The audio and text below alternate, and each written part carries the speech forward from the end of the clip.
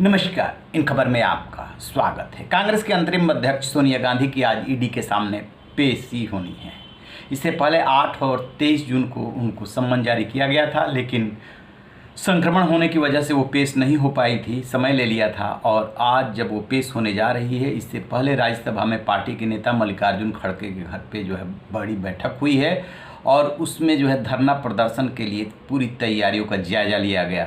बाहर से भी कार्यकर्ता, चाहे यूथ कार्यकर्ता हों, चाहे एनएसयूआई के हों, वो पहुंच रहे हैं।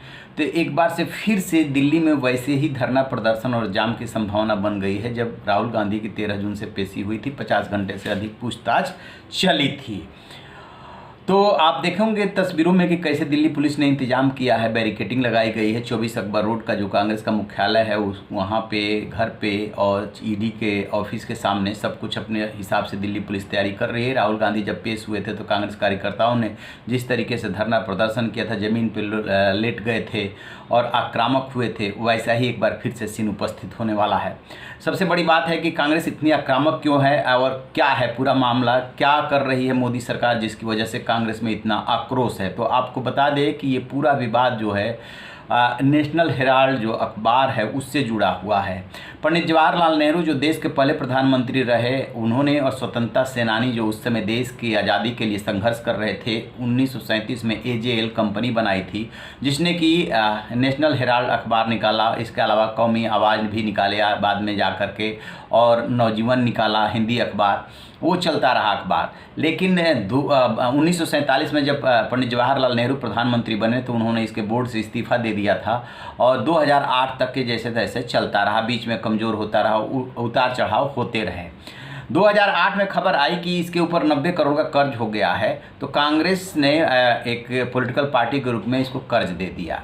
और फिर 2008 से 10 के बीच में एक कंपनी बनती है और उस कंपनी में सोनिया गांधी और राहुल गांधी की 38% हिस्सेदारी होती है और कांग्रेस नेताओं की भी उसमें हिस्सेदारी होती है। यंग इंडियन प्राइवेट लिमिटेड के नाम से ये कंपनी बनाई गई और ये 5 लाख के लागत से कंपनी बनती है।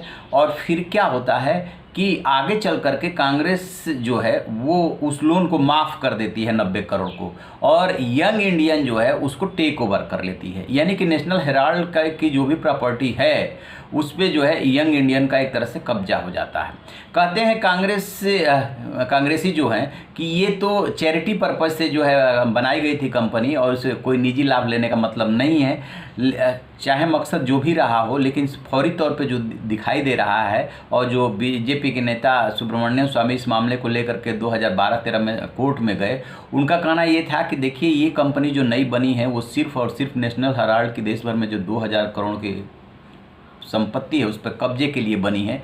अभी भी आईटीओ पे नेशनल हेराल्ड की बिल्डिंग है, वो बहुत महंगी है, कई उसमें किराए पे है, कई फ्लोर, और इसको गांधी परिवार ने टेक ओवर कर लिया। तो यानी कि जो स्वतंत्रता सेनानियों ने मिल करके कंपनी बनाई थी उसको गांधी परिवार ने अकेले टेक ओवर कर लिया और इसके पीछे संपत्ति हड़पने का मकसद है।